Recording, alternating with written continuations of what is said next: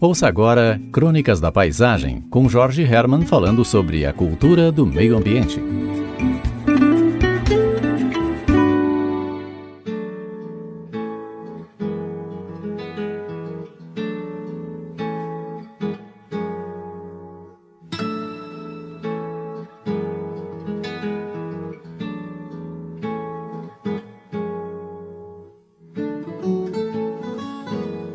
A foto é da década de 1970 e é inacreditável, ela mostra algo impensável para os dias de hoje. A prainha da Guarita tomada de carros. A Guarita que hoje nos encanta justamente pelos seus vazios, pelos seus ritmos naturais, enfim, pelo que é. A enormidade dessa imagem hoje nos afronta, mas para a maioria, naquele tempo era algo plenamente aceitável, tanto é que iam até lá de carro, até ali na beira da praia, entre gente e guarda-sóis. Impensável, mas esse tempo passou. E passou graças à sensibilidade de algumas pessoas, especialmente de um sujeito chamado José Antônio Lutzenberger, que se escreve com um N de natureza. Ele chegou aqui mais ou menos nessa época, onde tudo se podia. Tinha chegado do exterior, estava contrariado com a empresa da qual era um importante executivo, a BASF, que anos antes tinha passado a fabricar uma nova linha de produtos para a agricultura, agrotóxicos. Aqui ele encontrou gente amiga e em pouco tempo formaram um grupo que iniciou uma linda história que acionou o gatilho da conscientização ecológica no Rio Grande do Sul e no resto do país. Reunidos na casa da Hilda Zimmermann, na rua Cruzeiro do Sul, encostadinha ali no Morro do Farol, lançaram as bases do movimento ecológico gaúcho e fundaram a Agapan, hoje a mais antiga entidade ambientalista do país. Aquilo começou a mudar a concepção de natureza de toda uma geração de pessoas. Inspirado na ciência e no respeito aos conhecimentos tradicionais, com uma intuição nata para dialogar com a natureza, o Lutzenberger foi um dos mais notáveis propagadores do que hoje é conhecido como a ecologia profunda. Pois foi esse sujeito, o cara que deu a cara para o Parque da Guarita. Essa cara que persiste até hoje. Por isso, parabéns, Lutz. Este ano, o Parque da Guarita faz oficialmente 50 anos e tem sobrenome: Parque Estadual José Lutzenberger. Quando o Lutz assumiu o compromisso de executar o plano paisagístico de Roberto Burle Marx, fez isso de uma forma apaixonada, porque não sabia fazer as coisas de outro jeito e acabou se tornando uma espécie de alma da Guarita.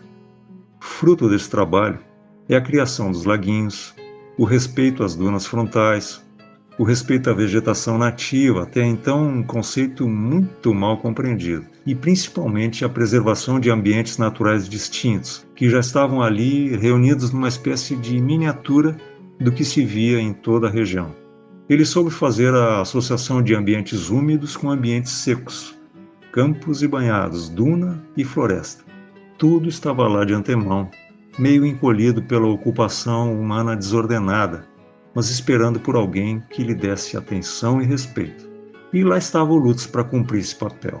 Depois de sua passagem por aqui, nos acostumamos a perceber, por exemplo, que a presença do mato nos morros era um processo natural que nunca havia sido permitido acontecer até então, e que a natureza tem uma estratégia, uma racionalidade, e que sabe se comportar diante das condições que o ambiente impõe, sejam elas quais forem. Mas o Lutz se foi, primeiro daqui de Torres, depois da nossa companhia. Mas todo o seu ensinamento hoje é, a duras penas, mantido por pessoas como ele, abnegadas e apaixonadas pela natureza desse lugar, desse e de outros lugares, esses lugares que geram bem-estar e pertencimento, que por serem o que sempre foram, permitem a manifestação do que é mais humano em nós. As duras penas de hoje são marcas de um tempo que nos desconcerta. A consciência ambiental que o Lutzenberger ajudou a despertar, hoje sofre um surpreendente processo de erosão, e o Parque da Guarita inevitavelmente reflete isso. Não sei se eu deveria manter isso em segredo. Não contem para ninguém, tá? Mas há uma face oculta do Parque da Guarita. Ela ocupa quase um quarto da sua área, fica lá no lado contrário ao do mar e é uma parte originalmente reservada pelo Lutz para que a natureza se manifestasse mais livremente. Com o tempo, essa parcela foi esquecida e nela formou-se um belíssimo ambiente, uma floresta híbrida.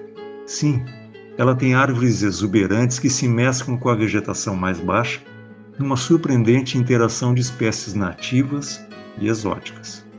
Esse recanto cheio de possibilidades para o turismo sustentável, para a pesquisa, para o lazer, para o descanso, tenha se mantido à margem das pessoas, não é um bom sinal. Mas hoje, em 2021, o contrário também sabe acontecer no Parque da Guarita. Hoje, à noite, luzes multicoloridas iluminam as torres da praia num espetáculo estranho.